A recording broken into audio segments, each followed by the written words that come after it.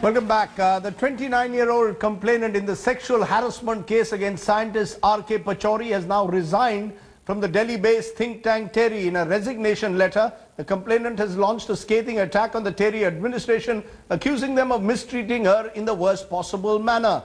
The complainant has alleged that TERI created a hostile atmosphere for her, which escalated with time and showed no signs of subsiding. The research scholar accusing TERI of protecting Dr. Pachauri, providing him full immunity despite being held guilty of sexual harassment at the workplace. TERI, however, claims it has been completely fair to the girl. We've been trying to get an official response from Dr. Pachauri and TERI.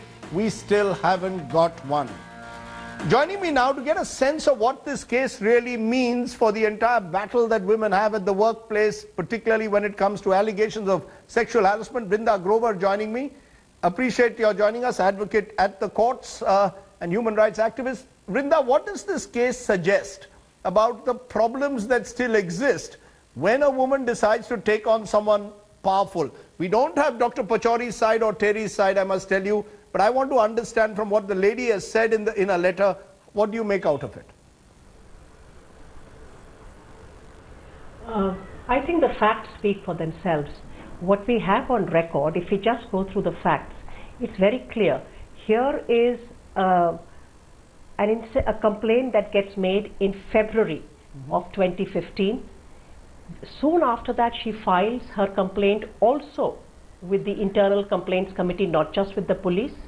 The Internal Complaints Committee of TERI indicts him, holds him guilty on charges of sexual harassment. The governing body, since Pachauri is the head of the institution, he is not only the head of TERI, but he is a globally influential, powerful person. The governing board, instead of paying attention to this and being fair in the matter, does not do anything, and he moves the industrial tribunal, who I do not know if they have jurisdiction in this matter, but they very conveniently award him a stay. He moves the industrial tribunal 10 days after the ICC report is out. In that interim period of 10 days, the governing board, which has the who's who of the corporate world, and they should be named, Mr. Deepak Parekh, Ms. Naina Lal Kidwai, at that time even Kiran Majumdar-Shaw, I'm told she has now since resigned, nothing is done. They have said in some statement, and they have chosen not to be on your show, that they have been fair and absolutely neutral. What does neutrality mean here? Let's look at what the law says. The law passed says that you must assist the victim. You must give her leave if she requires.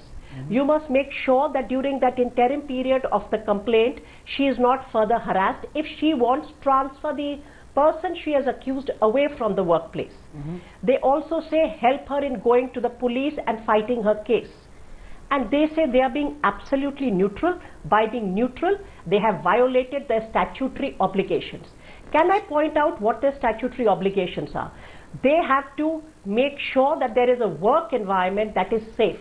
They had already failed. Once a complaint is made, it means that the organization has failed. There was no ICC in place. We all know the ICC was reconstituted because there was no ICC, there were no workshops, there was no orientation. The Vishaka judgment only came in 1997. TERI is not some ordinary organization. It's an organization of experts, scientists, highly educated persons. And as I said, with the most illustrious governing board. She is entitled to take 3 months leave under section 12 of this law. And TERI has the absolute audacity to say that they have given special privileges to her. Is TERI above the law? Or more pertinently, is Mr. R.K. Pachauri above the law? You know, since TERI and... Do we know that the charge sheet in this case, can I just point out one thing? The charge sheet in this case, when there is so much furor being made about, oh, we are so serious about crimes against women. The charge sheet in a complaint filed and an FIR registered in February 2015, we are in November 2015. The charge sheet has not been filed.